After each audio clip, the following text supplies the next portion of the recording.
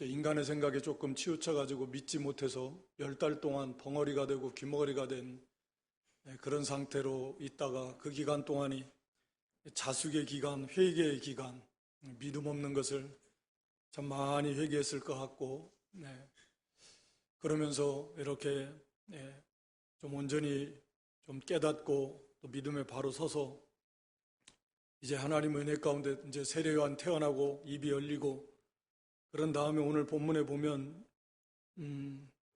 사가랴가 성령의 충만을 입어서 하나님의 말씀을 예언했다 그랬습니다.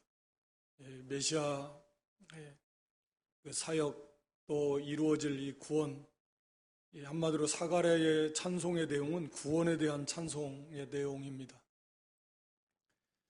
여기 사가랴가 성령을 입은 것은 성령의 충만함을 입었다. 이건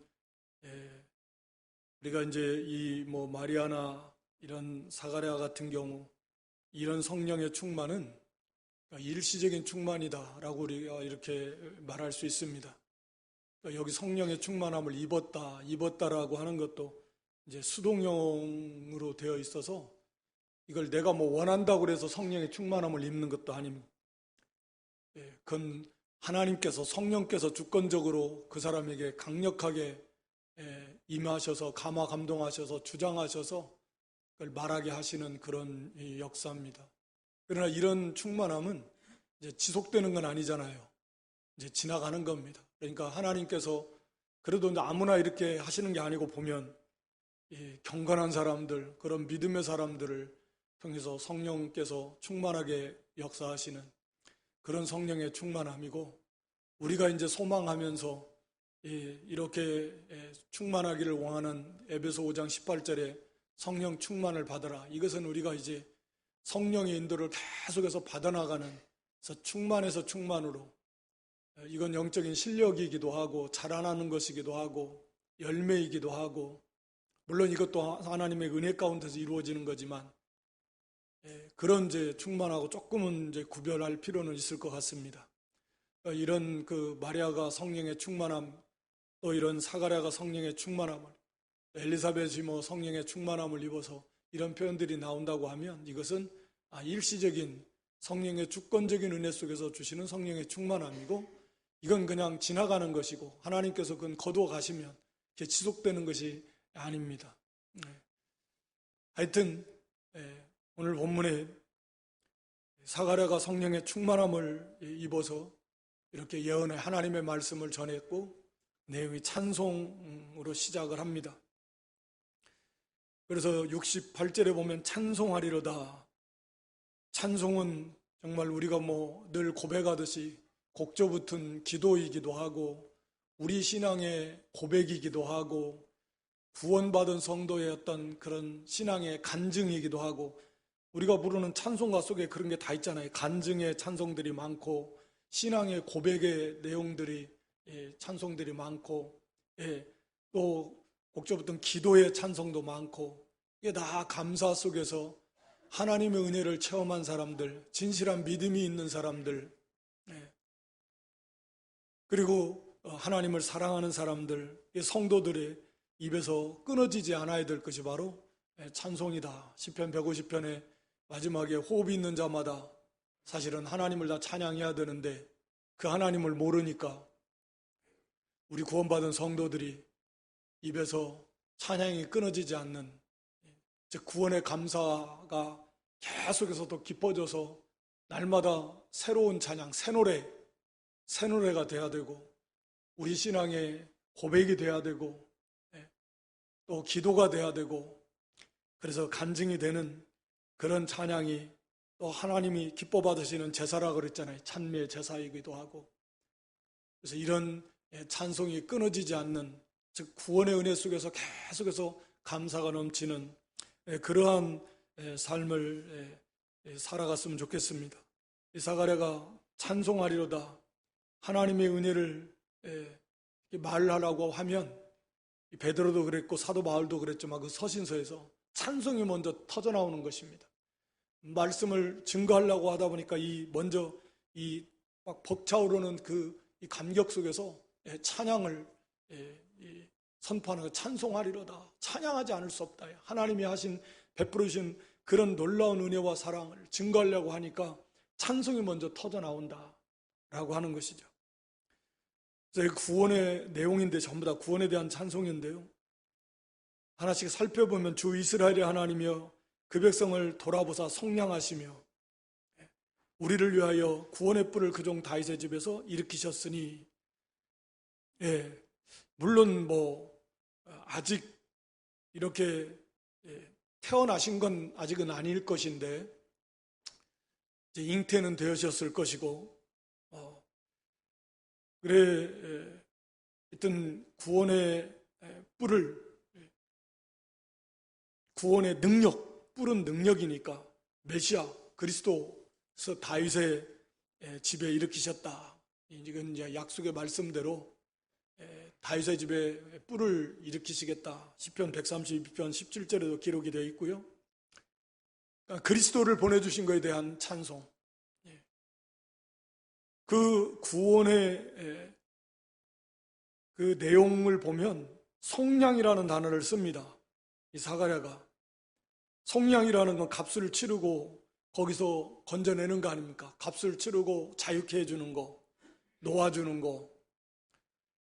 그러니까 오셔서 메시아가 우리에게 이루실 어떤 구원의 그 내용을 성령의 충만한 가운데서 사가랴가 예언하고 있는 겁니다. 속량이다. 뒤에 가서도 이제 다시 또 나오지만 값을 치르고 우리를 이렇게 놓아주시는, 자유케 하시는 그런 구원, 그 구원을 주시기 위해서 구원의 뿔, 능히 우리를 구원시키실 수 있는 능력을 가지신 그런 그리스도를 보내주심에 찬송 드리는 것입니다. 그러니까 이 구원은 능력, 하나님의 지극히 크신 능력으로 이루어져 가는 것이죠. 하나님 예수님이 오셔서 그 능력으로 다 죄를 이기고 마귀를 이기고 사망 권세를 이기고 또 한편으로는 의를 행하시고 그 능력으로, 그래서 구원을 완성하신 것이죠. 구원의 능력입니다. 구원을 이루실 그 능력. 그래서 우리도 우리 주님께서 이미 다 완성하셨지만 또 한편으로는 우리는 또 계속해서 구원을 이루어가는 과정에 있고, 그 능력을 힘입어서 하나님의 나라는 말에 있지 않고 능력에 있다. 우리가 잘 아는 말씀 중에 하나인데, 그 능력은 무슨 능력이냐? 죄를 이기는 능력입니다. 예수님께서 사실 구원을 이루실 때 많은 이적을 행하셨지만 그걸 예수님의 메시아 된 하나의 표징으로 주신 것이고, 또 구약 성경의 말씀의 성취 차원에서 이루신 것이고, 그게 궁극적인 어떤 구원을 이루어 나가는 핵심은 아니잖아요. 구원을 이루어 나가는 핵심은 의를 행하는 거잖아요. 상대적으로 죄를 이기는 거고, 마귀의 유혹을, 시험을 이기는 거고, 그것이 능력입니다. 그러니까 우리가 그 능력을 입어서 하나님의 나라는 말에 있는 능력이 있다라고 할 때는 바로 그런 능력, 의를 행하는 능력입니다. 말씀을 순종하는 능력입니다. 죄를 이기는 능력입니다. 경건의 능력이라고 할 수 있습니다. 그걸 무슨 이적의 능력, 병고침의 능력, 그런 것이 아니고, 그래서 의를 행할 때 하나님의 나라가 세워지는 것이고 확장되어지는 것이고 우리의 구원이 이루어져 가는 것이다 라고 하는 것이죠. 우리 주님께서 그런 구원의 뿔, 우리를 능히 구원하실 능력을 가지시고 이 땅에 오셔서 우리를 구원하셨습니다. 그 능력은 말씀드린 대로 의를 이루는 능력, 그 가운데는 오래 참는 능력입니다. 온유 겸손해지는 능력입니다. 사랑의 능력입니다. 인내하는 능력입니다. 섬기는 능력입니다. 하나님의 능력이 아니고는 그런 일을 행할 수 없습니다. 우리 부패성을 가진 인생이 그렇게 안 됩니다. 그래서 온유해지는 것도 큰 능력이고요. 겸손해지는 것도 그렇고요. 의를 행하다가 고난이 올 때 인내하는 거 큰 능력입니다. 믿음을 다 지키는 것들입니다. 사랑하는 거 큰 능력입니다. 핍박하는 자를 위해서 기도해 주는 거, 그 능력입니다. 이런 게 능력이에요, 능력. 하나님의 능력이 아니면 우리가 이것을 행할 수 없습니다. 이것이 하나님의 나라를 세워나가는 것입니다. 우리 주님이 오셔서 그런 구원의 능력으로 구원을 완성하신 것입니다. 거기에 대해서 사가랴가 감사하며 찬송하는 겁니다. 이것은 70절 이하에 보면 말씀의 성취다. 이것은 주께서 예로부터 거룩한 선자 입으로 말씀하신 바와 같다. 73절에도 72절에도 그 거룩한 언약을, 또 우리 조상 아브라함에게 맹세하신 맹세를 하나님께서 그리스도가 이 땅에 오시고, 물론 그리스도께서 동정녀 탄생하시고 그리고 십자가에서 죽으시고 부활하신 이 모든 일들은 갑자기 어느 날 그렇게 이루어진 것이 아니라 하나님의 약속의 성취다. 말씀의 성취다. 그래서 정말 놀라웠지만, 인간의 이성으로는 도저히 이해할 수 없는 놀라운 기적이지만, 그러나 그것을 이상하게 여길 수는 없다. 여길 필요는 없다. 왜? 하나님 말씀의 성취니까. 하나님께서 이미 다 약속하시고 또 심지어는 보증하시기 위해서 아브라함에게 맹세로 보증하셨다. 히브리서에서도 그냥 말씀만 하시면 되는데 믿음 없는 인생들에게 좀 믿음을, 좀 확실한 확고한 믿음을 갖게 하시려고 맹세함으로 보증하셨다. 우리 창세기 22장에 보면 여호와께서 맹세하심으로, 자기에게 맹세하심으로 하나님이 이렇게 약속하셨다 그랬습니다.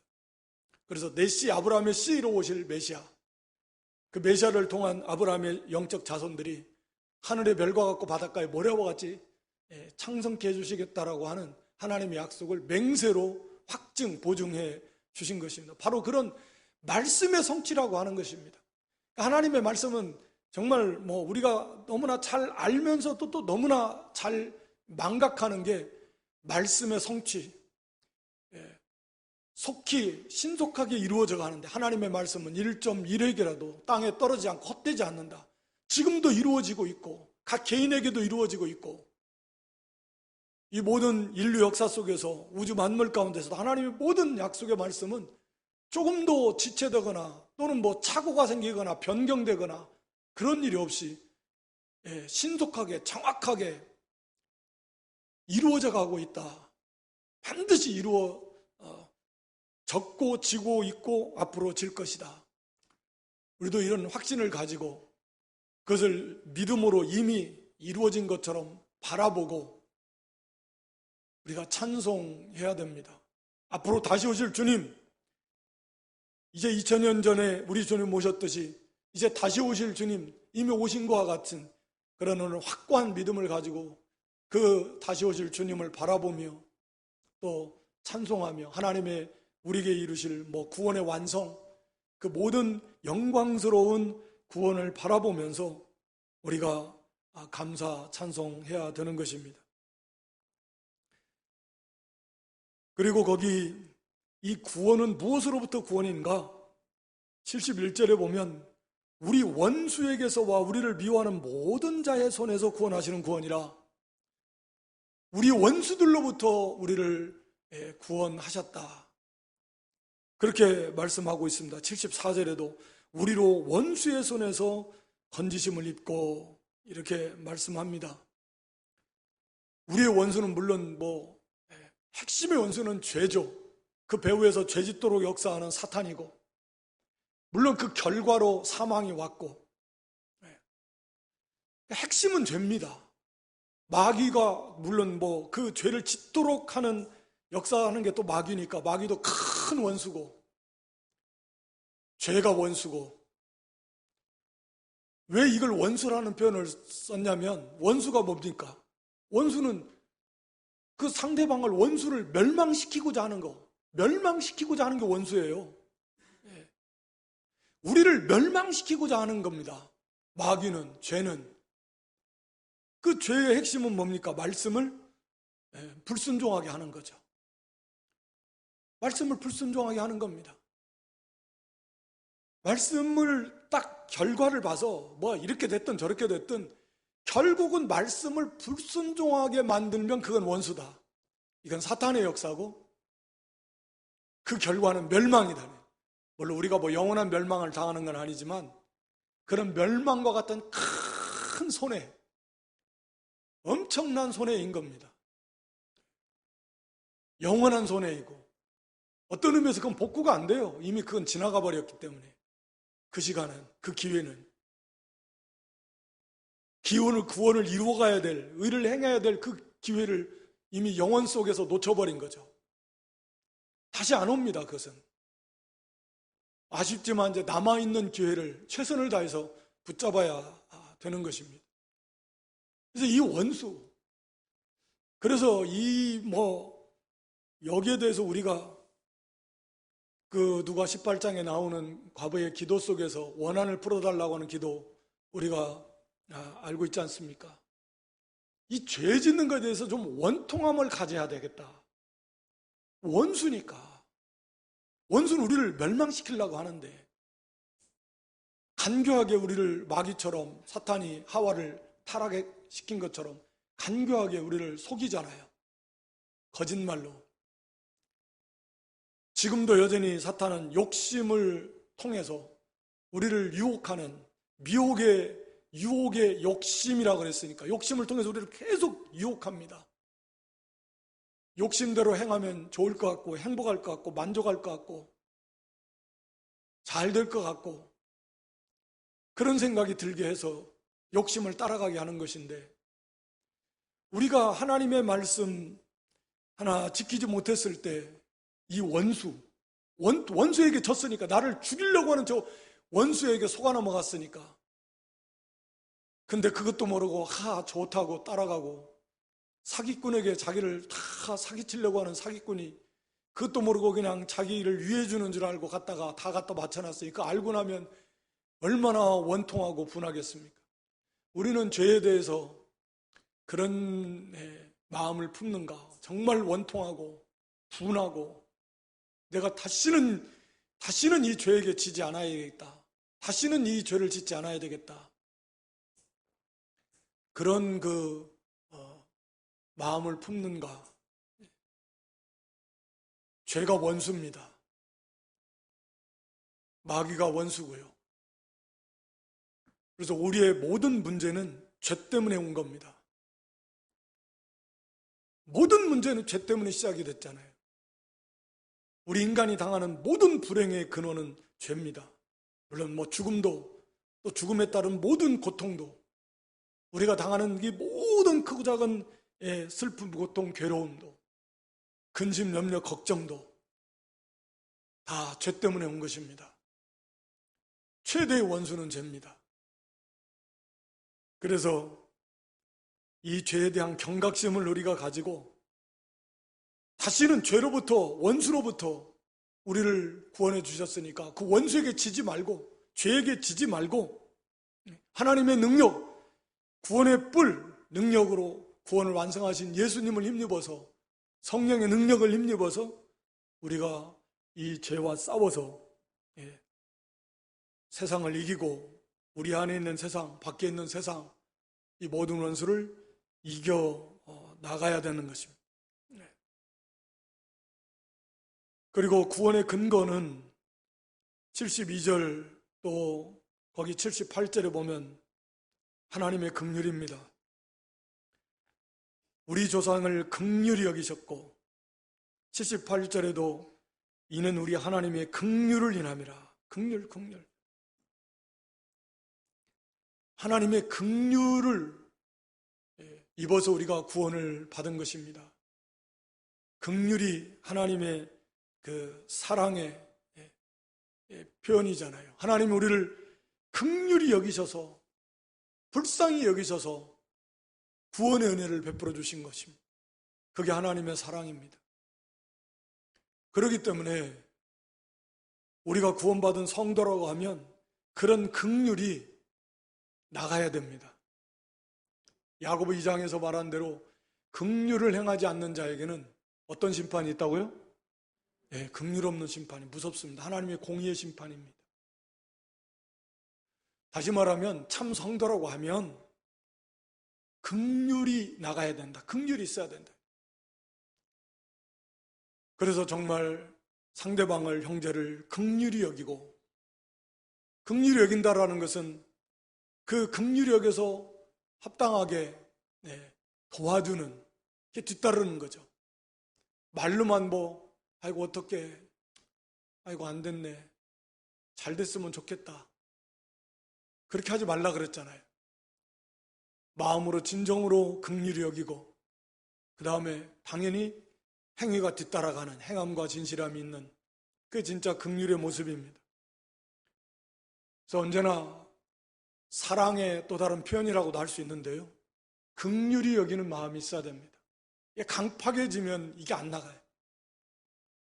그래서 성도 간에 말할 필요도 없고, 성도가 누가 좀 잘못해도 긍휼히 여기는 마음을 가지고, 긍휼, 그래, 하나님이 나 같은 걸 보고도 참으셨는데, 그런 거죠. 내 안에 들보를 보고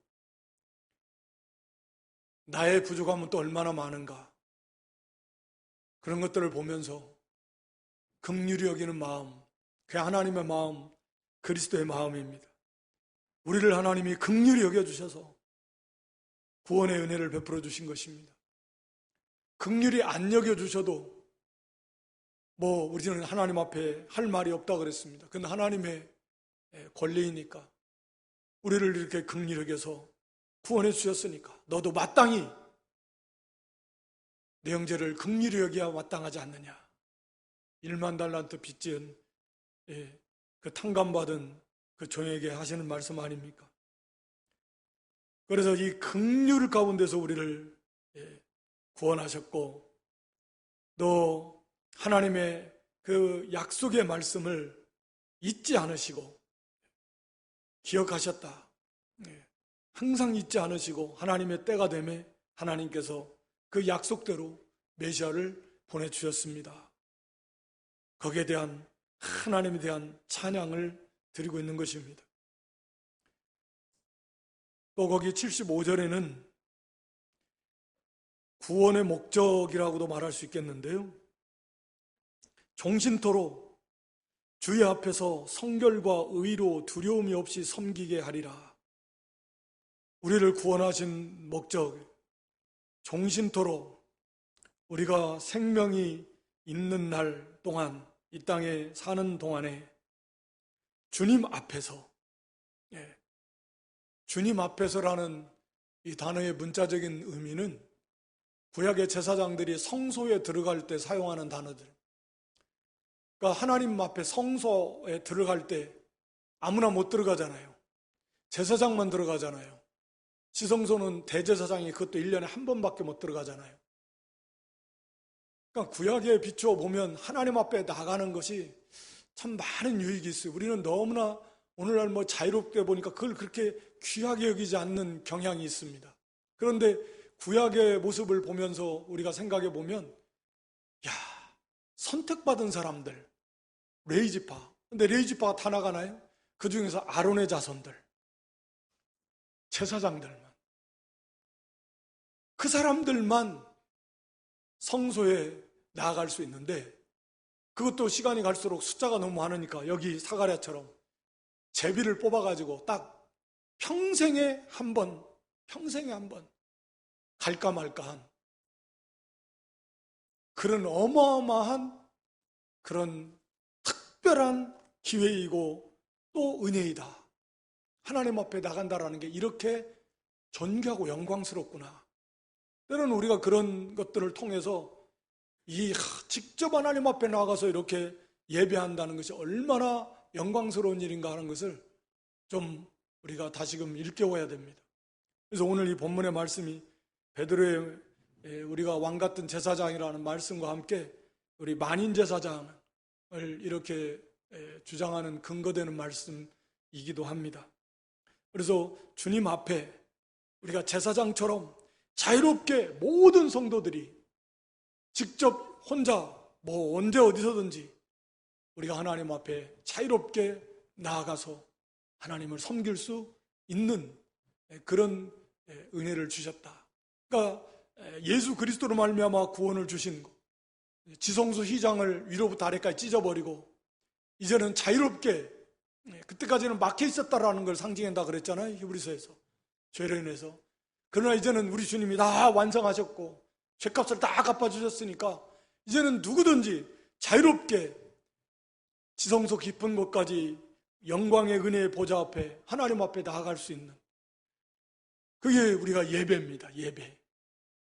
가정에서건 뭐 어디서건 공적 예배는 말할 것도 없고 그 예배가 얼마나 귀하고 복된 것인가 하는 것들을 우리가 좀 다시 한번 깨닫고, 구원해 주신 목적 중에 하나가 종신토록 하나님 앞에 나아가서 늘 기도하며 찬양하며 또 하나님의 말씀을 들으며 하나님과 교제하는 그런 그 예배의 삶을 살게 하시려고, 또 성결과 의로 두려움이 없이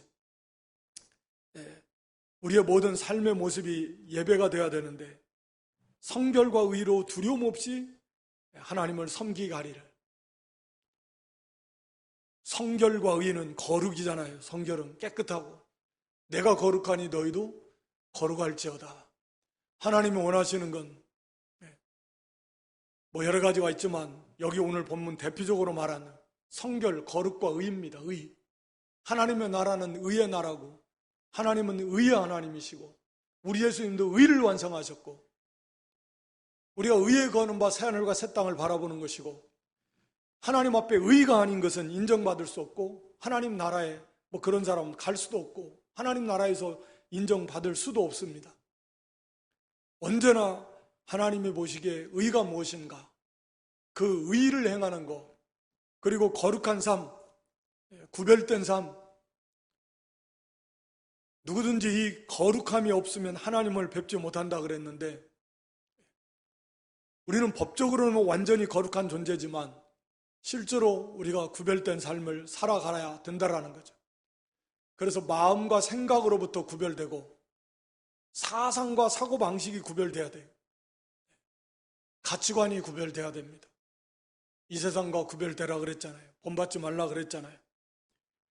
그래서 언제나 구별된 생각, 구별된 마음, 거기에서 이제는 구별된 그런 말과 행실, 그런 인격과 삶의 모습이 나와야 되는 것입니다. 그래서 죄로부터, 세상으로부터 구별된 그런 거룩한, 그런 성결한 그런 삶을 살고, 언제나 의로운 삶을 살아서 하나님을 기쁘시게 하는, 이게 최고의 가치입니다. 그러니까 뭐 돈을 얼마나 벌까, 뭐 이게 최고의 가치가 아니라, 이건 이제 이게 완전히 뒤바뀌어져 버린 거죠. 그것을 깨트려 버려야 된다는 거예요. 여전히 우리 속에 아주 단단하게 자리 잡고 있는데, 이것을 깨트려 버려서 진정 내 아예 가치관 자체가 돈이 아니라 의다. 하나님 말씀을 순종하는 것.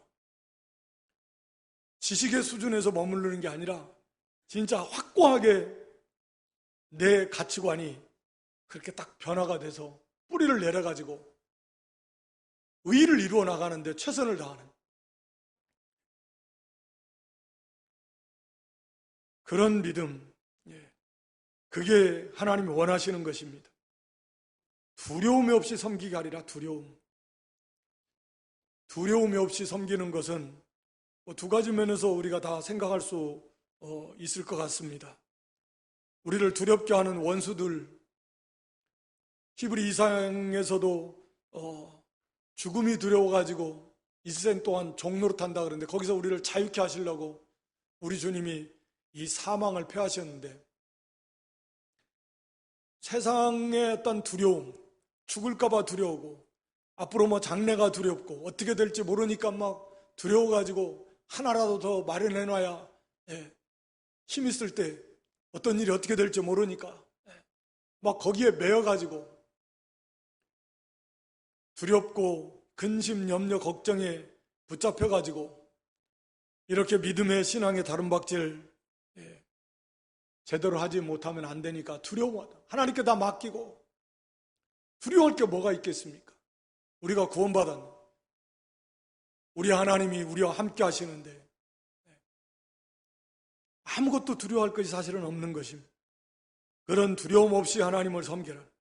또 하나님 앞에서 우리는 자녀로서 정말 하나님 앞에서 벌벌 떨 수밖에 없는 존재들이지만 종이 주인을 두려워하듯이 그런 관계가 아니라 우리가 한편으로는 종이면서 한편으로는 자녀이면서 교회가 신부이면서 그래서 하나님을 섬길 때 두려움이 없이 기쁨으로 사랑함으로 감사함으로 그런 경외심을 가지고 하나님을 섬기도록 그렇게 하시려고 우리를 구원하셨다.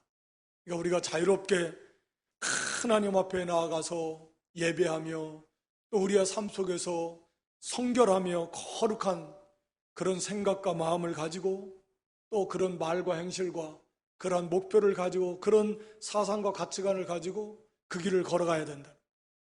그리고 언제나 하나님의 말씀에 맞는 거, 믿음과 양심을 써서 의가 아니면 그건 결단코 우리가 양보하거나 굴복하지 않고 하나님 타협하지 않고 의를 세워나가는 게 사실 그러니까 이제 어려움 겪게 되는 거죠.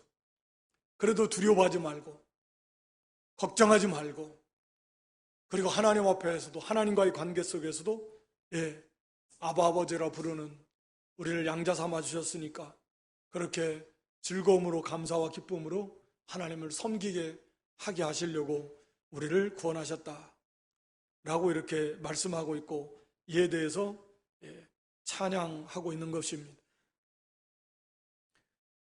이 세례 요한의 사역에 대해서 또 간략하게 이야기하면서 76절에 이 아이여 네가 지극히 높으신 이의 선지자라 일컬음을 받고 주의 앞에 앞서가서 그 길을 예비하고 예수님의 그 길,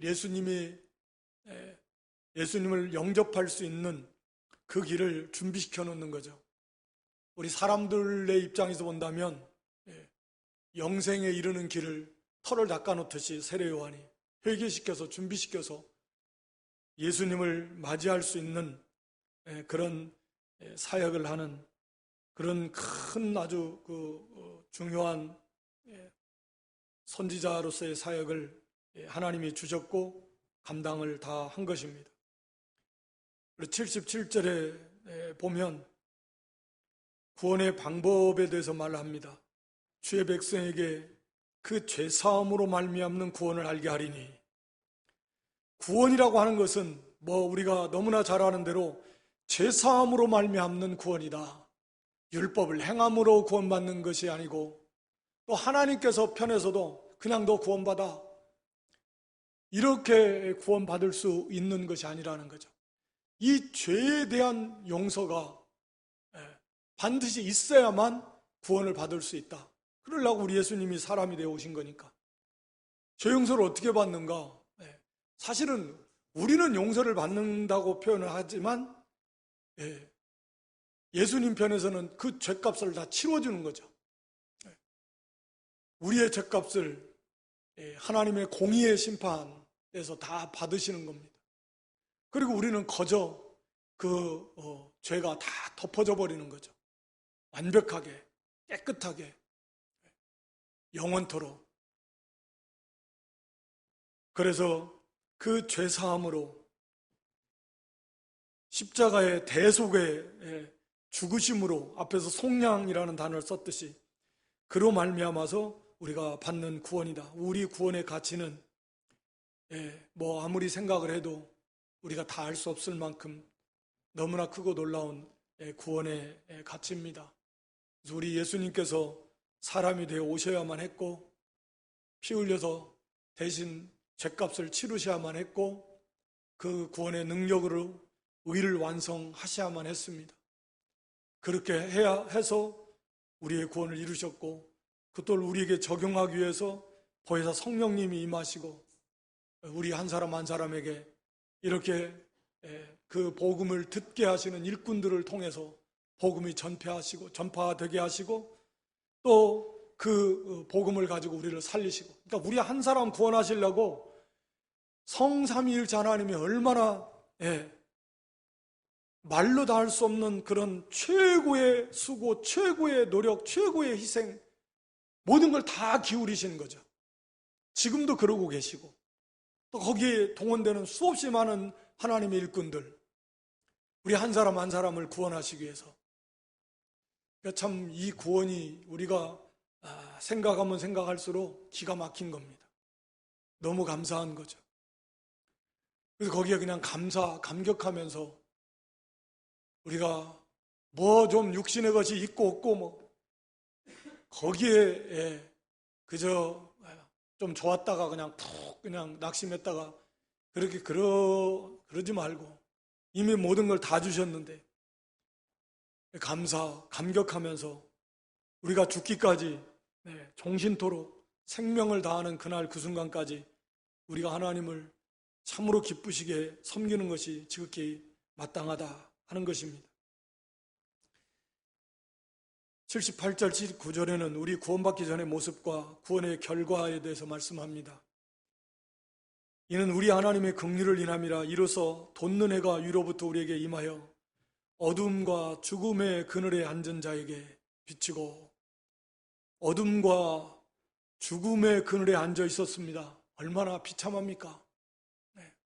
빛이라고는 하나도 없는 그저 깜깜한 그런 어둠 속에서, 그래서 빛이 없으니까 어디로 가야 될 줄도 모르고 그저 죄악이 관영한 가운데서 사망의 그늘, 죽음의 고통 속에서, 사실은 죽어있는 상태인데 영이, 진짜 죽음은 아직 오지 않았잖아요.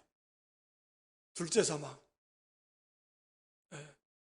영원한 지옥 형벌, 이게 진짜 죽음인데 그 죽음은 아직 이르지 않았지만 이 땅에 사는 사람들은 그런 죽음 하에서, 그늘 안에서 죽음을 딱 예약해놓고 지옥 예약해놓고 그 죽음의 고통, 두려움, 슬픔, 괴로움, 온족 죽음의 고통을 맛보면서 거기에서 벗어날 수 있는 빛이라고는 단 한 가닥도 없는, 천지사방을 둘러봐도 완전히 암흑천지인, 거기서부터 벗어날 방법이 없어요. 죽음과 그늘, 어둠의 그늘과 어둠과 죽음의 그늘에 앉았다라는 건 그런 표현입니다. 이건 절망적인 모습입니다. 우리가 그런 가운데 있었습니다만 그곳에 마치 해가 막 떠올라서 쫙 비치듯이 참 빛 되시는 우리 주님께서 참 빛으로 오셔서 그 생명의 빛, 구원의 빛을 비추신 겁니다. 얼마나 참 고맙고 감사합니까?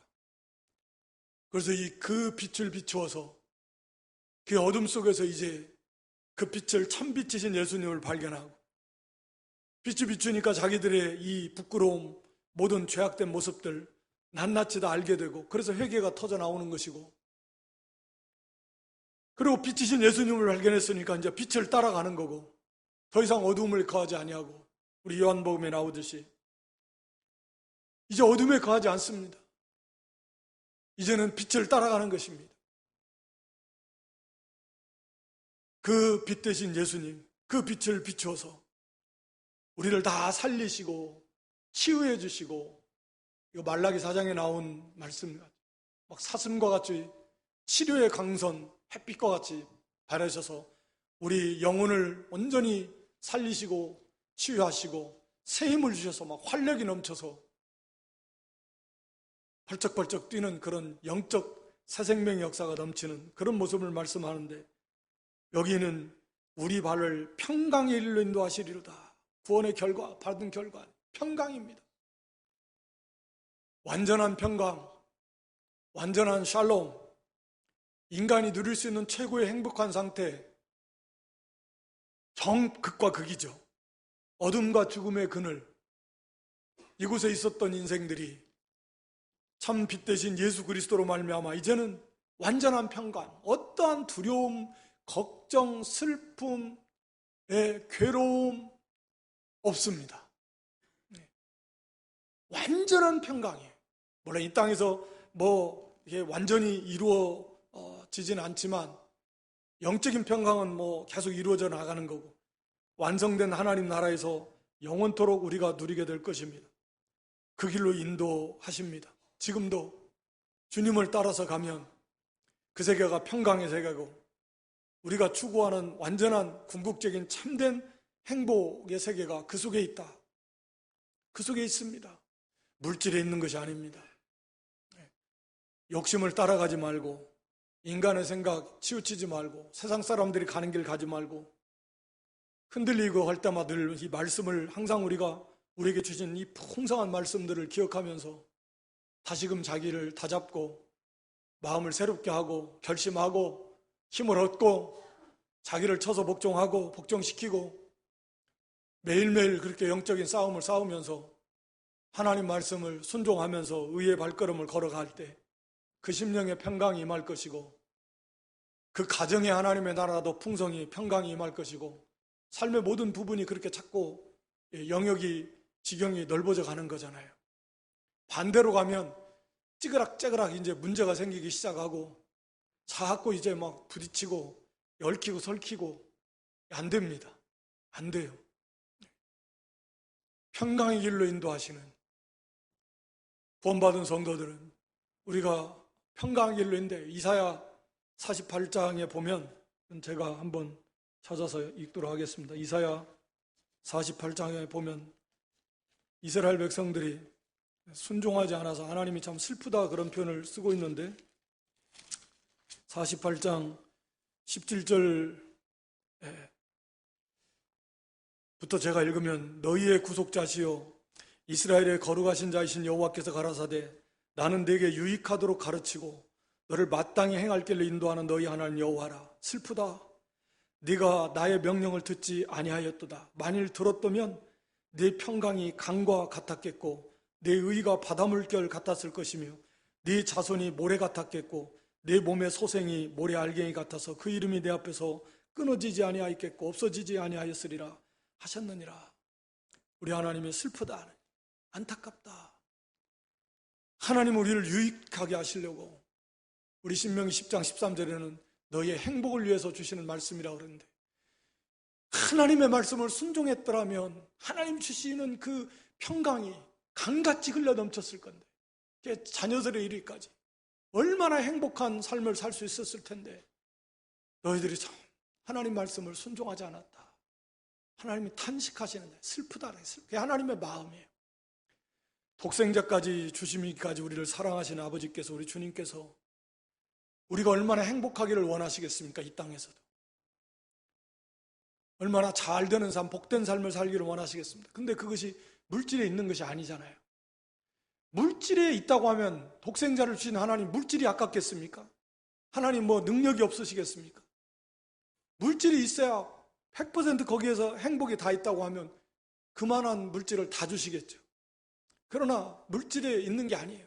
물질은 먹고 사는데 부족함이 없도록 하나님 주신다 약속했으니까 그거 뭐 성실하게 일하면 되는 거고 거기를 추구하고 쫓지 말고 하나님 말씀을 따라가면 우리를 평강의 길로 인도해서 우리의 평강이 강같이 평화가 심령과 가정과 나아가서 교회와 하나님의 나라에 그렇게 넘치는 그런 하나님이 주시는 복을 받아서 평강에 평강을 더함받는 그런 삶을 살 수 있었을 텐데 슬프다. 우리도 우리를 향한 하나님의 그런 탄식이 되지 않도록 우리가 하나님의 말씀을 잘 순종해서 우리를 평강의 길로 복된 길로 인도하시는 주님의 인도를 잘 따라갈 수 있기를 주님의 이름으로 축원합니다. 마지막 80절에 세례요한이 자라나면서 심령이 강하여졌고 이스라엘이 나타난까지 빈들이 있었다고 그랬습니다. 아이가 자라며 이 자라는 것은 키가 자라는 것이고요.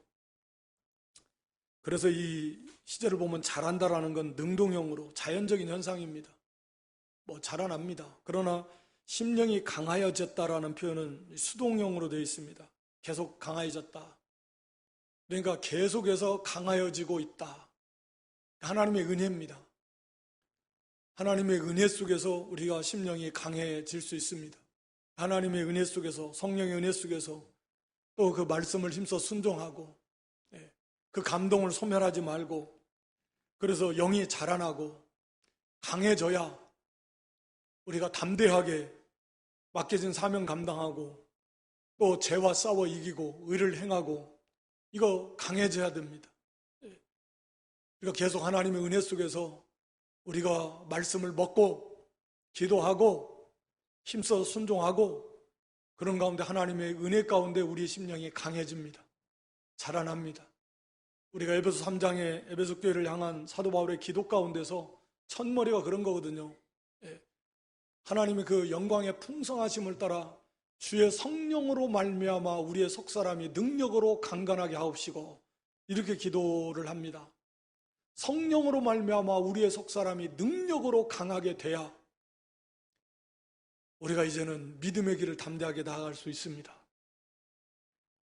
하여튼 그 은혜 가운데 우리가 날마다 우리가 할 부분들이 분명히 있죠. 사모하고 힘쓰고 힘써 순종하고 먹고 마시고 행하는 그런 가운데 하나님의 은혜로 세례요한처럼 강건해서 영적으로 강자가 되어서 자라나서 영이 그 맡겨진 사명을 잘 감당해야 됩니다. 오늘 구원의 은혜 찬송했는데 우리를 구원하신 그 하나님의 은혜와 사랑, 찬송은 신앙의 고백이고 격조에 붙든 기도이고 또 구원의 간증이라고 그랬습니다.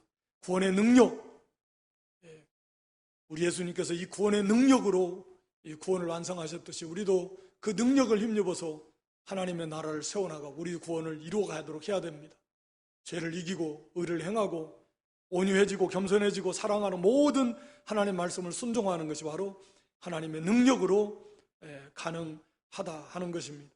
하나님의 약속하신 그 약속의 성취에 우리가 감사해야 되겠고 또 우리를 죄로부터 구원하신 이 죄가 원수다, 사탄이 원수다, 이 원수 죄 짓는 것에 대해서 원한을 품고 원통히 여기는 마음을 가지고 이 죄에 우리가 짓지 아니하고 또 죄를 지었을 때는 분이 여기고 하나님 앞에 회개하면서 이 죄를 미워하고 죄를 이겨나가는 그런 믿음, 하나님 앞에서 생명 다하는 그날까지 우리가 거룩함과 의로움으로 두려움 없이 하나님을 잘 섬겨나가는 그런 복된 성도, 또 죽음의 그늘에 앉았었던 아무 소망 없는 우리에게 이 생명의 빛, 참빛 되신 예수님 모셔서 우리를 평강의 길로 인도하시는 그 인도를 잘 따라서 평강이 충만한 그런 복된 삶을 살 수 있기를 주님의 이름으로 축원합니다. 아버지 하나님, 사가랴의 입술을 통해서 성령의 충만한 은혜 가운데 이렇게 구원의 감사, 찬송을 우리에게 가르쳐 주심으로 오늘 우리의 입술을 통해서도 우리의 삶을 통해서도 이 구원이 우리에게 이루어진 이 놀라운 하나님의 은혜, 십자가 구속의 은혜와 사랑을 좀 더 깊이 깨달아서 우리도 일생 동안 우리 입술을 통해서 신앙의 고백이요 또 기도이요 구원의 간증인 이 찬양이 끊이지 않도록 하나님 은혜를 베풀어 주시고 우리를 구원하신 목적은 하나님 앞에서 날마다 신령과 진리로 예배하는 삶을 살며 성결과 의로움으로 두려움 없이 하나님을 섬기고 또 하나님을 기쁘시게 하고 우리를 평강의 길로 인도하시는 그 하나님의 은혜와 사랑을 항상 우리가 기억하면서 날마다 그 인도를 따라가는 우리의 원수된 죄와 악을 미워하고 다시는 그 죄에게 굴복하지 않고 구원의 뿔 능력을 힘입어서 우리 구원을 잘 이루어갈 수 있는 그런 승리하는 믿음 복된 성도 될 수 있도록 말씀과 성령과 은혜로 충만케 해 주시옵소서. 예수님의 이름으로 기도드리옵나이다. 아멘.